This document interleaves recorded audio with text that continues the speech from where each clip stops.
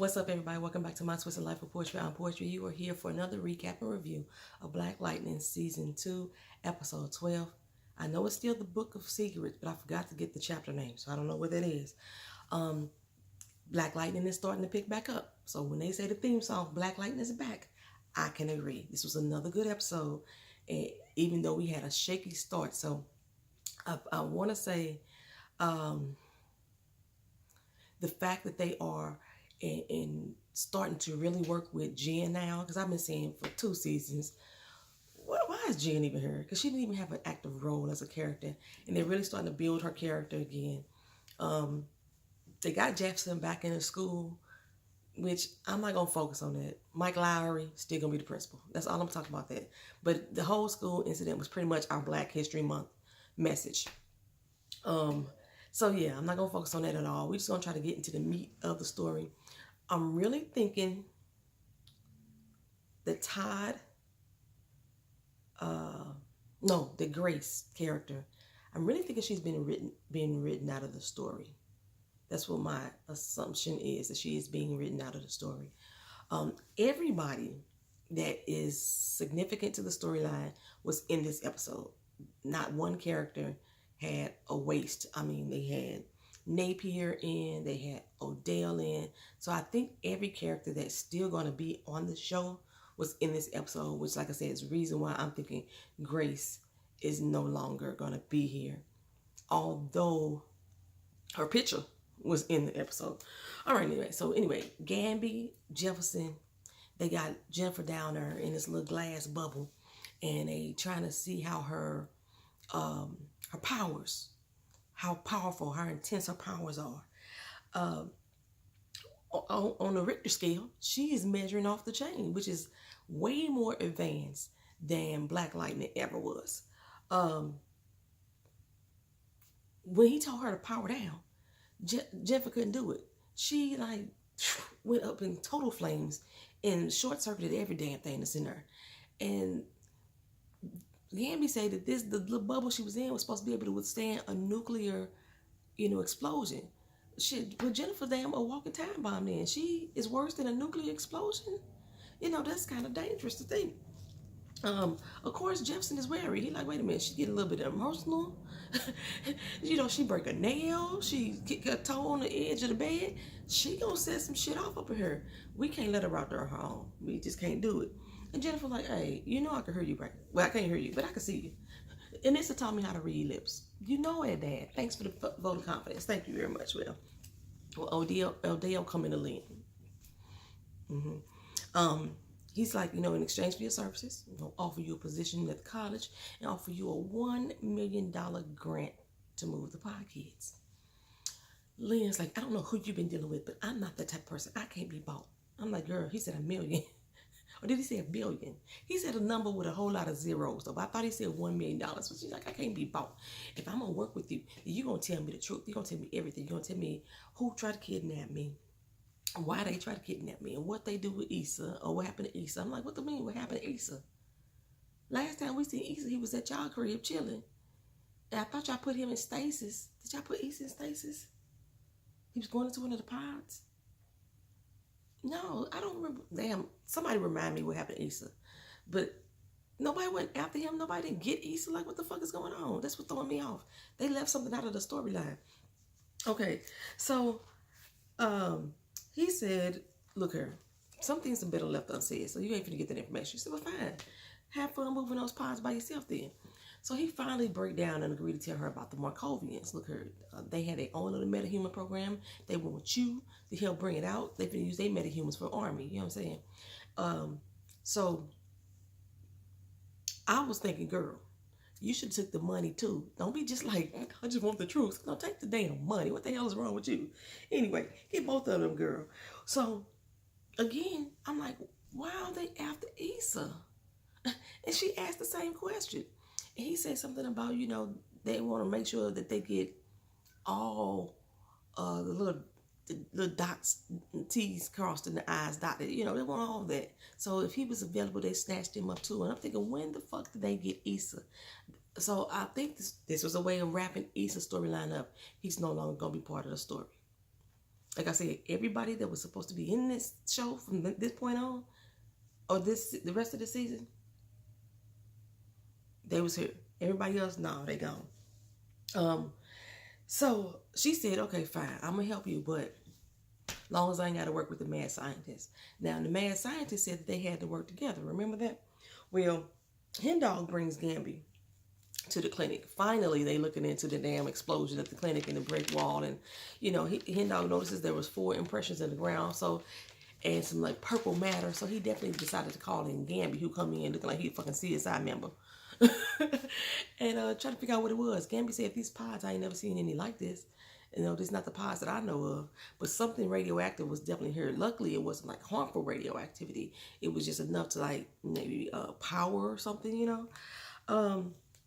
Meanwhile, Tobias and Cutter, they are looking into awakening the MODs. And I kept saying that I kept saying masters of destruction. They're masters of disaster. Masters of disaster, whatever. So the mad scientist gave Tobias a serum to help wake him up, but she only gave him 1 syringe. And so he could only do 1 of them. He can't do all 4 of them. And she gave him a couple watches to help control them. They got some stents in their brain that's going to help them be controlled. And so Tobias, what did he do? Basically, any, mini, mighty, mo, and said, okay, we're going to pick this one. Turns out to be Marcus Bishop. Marcus can control vibrations. Basically, look like sound waves to me. Vibrations in the atmosphere. And he defrosts him a little bit. And then, oh boy, rushes at them. He like, I'm going to get that ass. Like, who are you and why am I here? So, Cutter like, stepping in. I told you, I need to see her fight more. Because the girl, I love her fighting sense. She fighting him back, she kicking him and she throwing punches in the matrix and I'm like, and then I paused for a second. I said, wait a minute. They're supposed to be the masters of disaster. They're supposed to be the toughest thing out there, the 4 baddest metahumans possible. Why, Sway, is Cutter able to stick with him in such a manner? Why? Like, she got him up against the wall. She throwing her damn knife at him. When the knife started coming at him, he hit the vibrato. You know, the vibrations thing came on, and the knife and going back to Cutter face, and Cutter like, wait a minute. And then all of a sudden, Tobias hit the watch and dropped, and down he drops. And Cutter like, damn, bitch, you gonna do that no sooner? You know what I'm saying? The knife was almost at her. She got a little scared of her doggone self. Well, Anissa went through Grace's house, all the stuff that she left behind. You know, she feeling hurt and worried and concerned because she didn't clean up. She didn't take out her furniture. She just really left some shit behind. And she found an old picture of Grace in the bottom drawer and a pill laying on the floor. Now, being Anissa is a med student and works in the medical clinic, you would think, sometimes, I know my friends that are nurses, they can recognize pills. Like, but, you know, I guess she's still a med student. So she took the pill, she didn't know what it was. And she over at Gambi's running facial recognition on the picture. And she tell Gambi the story of Grace, and he said he gonna help her search for it. He gonna help her analyze the pill as well. We're back at Garfield High School. Jennifer's protest went viral, and it's giving Laurie bad grades. Like I said, they went through this whole thing about Jefferson getting back to the school, this, that, and other. Told you I'm skipping that part. So anyway, I was right about Tobias and Cutter, and hell, they just skipped over the makeup part. They back together.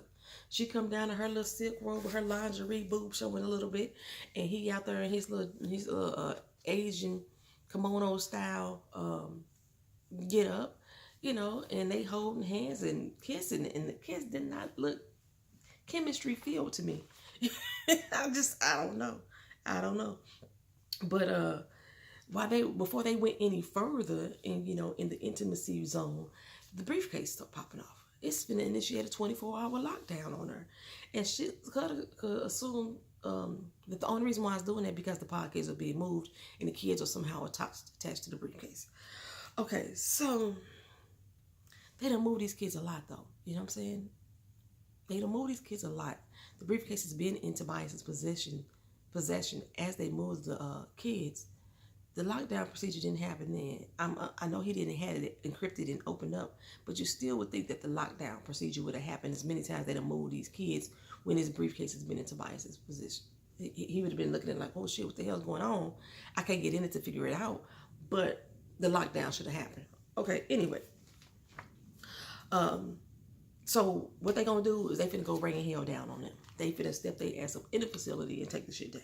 Well, Lynn tells Jefferson she's figured out a way to stabilize the pod kids using the silver from the Looker. I was like, girl, you think they're safe? You know, they didn't get any deeper into it. She said she was able to, modernize or modify. She was able to modify the little gene a little bit. I was like, that don't sound safe, girl. That don't sound safe. Are we bringing Looker back? Or is this the end of Looker's situation too? I don't know what's going on. Looker was the character that I wanted around anyway. Well, Tobias wakes up Marcus again. And he threatened him, like, look here, bro, either you going to be with me or you're not.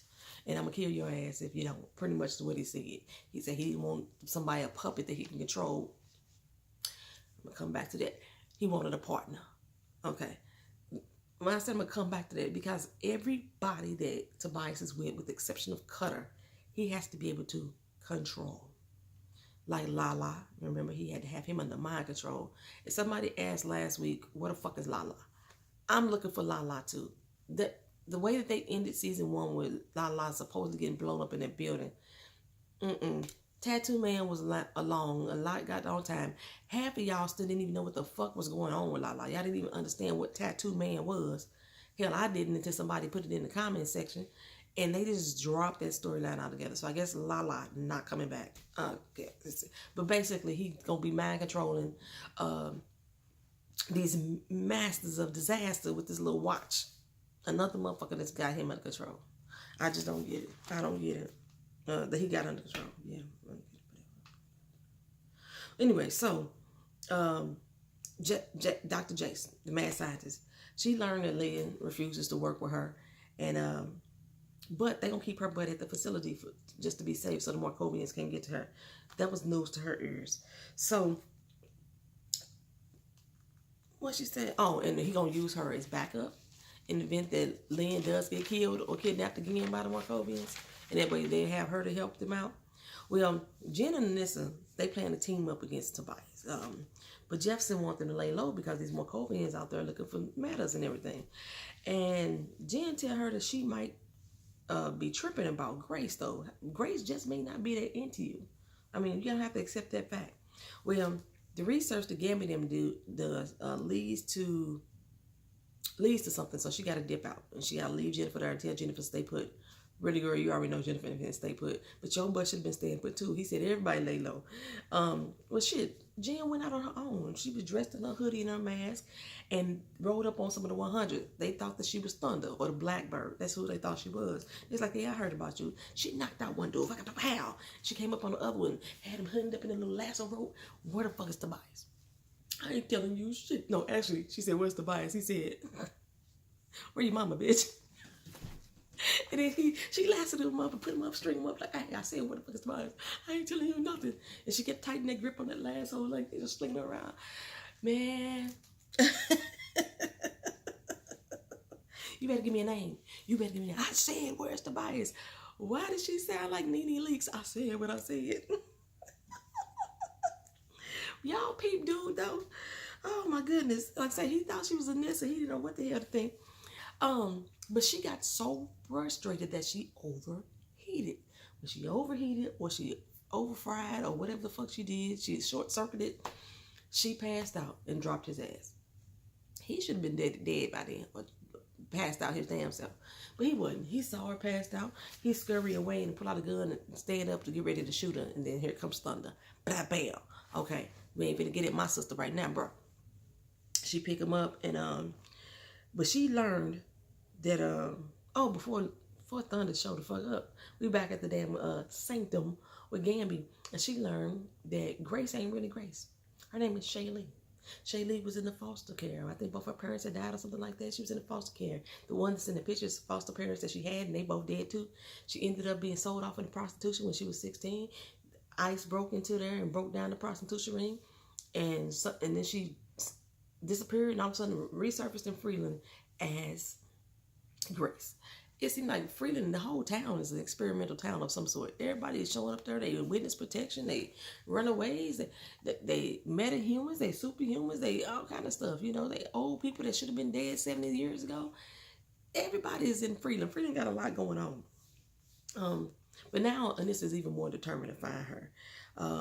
And Jen's request to find Tobias, she wrote up on the other 100 that the dude gave the name to, but they was ready for it. They came in deep. Like, what you gonna do, dog? What you gonna do? Somehow the police got word of the situation, and they said that Thunder, the 100, and some small individual with lightning-like powers is down there throwing things. Jennifer's not even sure what her powers really could do, but she is down there kicking ass, y'all. Like, you gonna learn today. You gonna learn today. What, you gonna run up on me? Pow, pow, pow. Okay, I got you. But right now, that's all she doing is like some power surges and some lightning strikes. But I think the girl could do more. She should have levitated on that ass. She should have levitated on them and just fucked them up from the sky. Anyway, this is when she short circuited and passed out. I am tripping. How did I mess all that up? Yeah, I messed all that up. But y'all understand what happened. Lord Jesus. Now, anyway, Cutter and Marcus, they in the facility. He throwing waves of vibrations. She popping gunshots, you know. Marcus like, Doc, I thought you was with the knives. I thought you was no crafty with the knives. Don't nobody need to know that I'm here. Okay, whatever. So, she's in there and she got up to the little computer. She disabled the security system and disabled the cameras. However, you could still see them on the cameras because the mad scientist did. Well, the mad scientist got excited. You know, she went over to a computer and then she shuts you down. Now, she's supposed to be still a damn prisoner since they was not going to use her to help with the pockets at this moment, but she's still able to go around freely up in the facility. Well, she initiated a building lockdown. Now, while she initiated this building lockdown, Lynn was in there with Wendy. I don't know. I thought Wendy was one of the pod kids that had died when Jason did that, but I guess she wasn't. She was in there with Wendy, and she's injecting the little serum into Wendy. Okay, all the doors around her start locking.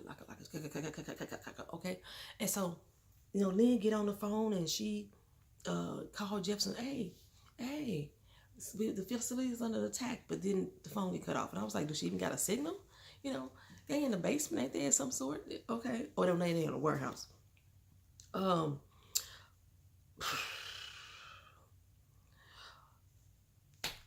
I wrote it in my notes, so I didn't even realize I wrote it in my notes, that I was like, I was disgusted at the fact that Tobias was in such control of them, again, with these little watches. You know, these people were supposed to be hell hath no fury. These disaster people. And instead, they just more Tobias bitches. That's all they are. Well, Lynn's call did get through to Jefferson. Enough for him and Anissa to make it over there to the warehouse. They came in ready to wreak havoc, but Wendy blew the door down from the other side. You know, I almost fucked Jefferson and Anissa up in the process. But at least Lynn and Anissa was able to get out. Now, the one thing is, like, if you read the synopsis of the show to say what was going to happen in before, it said Lynn was experimenting with 2 pod kids, but Wendy is the only one that was in their back room, I think. So I think there was an editing error on the synopsis portion right there. But yeah, all the pod kids got away. Tobias took them all. Got them all locked down. They got everybody but Wendy. And so he got them moved to wherever they was going to be at. You got the mad scientist, you got Cutter, and you got Marcus, apparently their new team. Then we cut scene. They did a lot of weird editing with this episode too. They cut scene and you see Cutter sitting up with her feet on the desk drinking Tobias's liquor. He like, you done lost your motherfucking mind. She's like, shit, I earned this. You know what I'm saying? Anyway, Tobias is planning on becoming a metahuman dealer. You know, instead of an arms dealer, he's a metahuman dealer. And since they don't need Todd anymore, he can't finish breaking open the case. We got Dr. J, so we don't need Todd no more. You know, we bought him a new car. Then all of a sudden, you see this nice little Benz riding down the street. It's come to a red light. Todd dead. That's the end of Todd's character. That's the end of the episode. Y'all let me know how y'all thought about it. I'm sorry I'm rushing all these videos, but I got a heavy workload this week and I got to get to work soon. Y'all have a great day. Like, comment, share, and subscribe. Leave your comments down in the comment section. If y'all want to discuss in the comment section what happened with Jefferson and the school, that's cool too. But we saw there, Lowry was there, Napier was there. So we know these characters are still going to be playing an effective role in this episode. But Todd is gone, Grace is gone, and somebody else. There's 3 significant characters that's not here no more. Yeah, we'll figure it out. All right, y'all. Holla. Peace.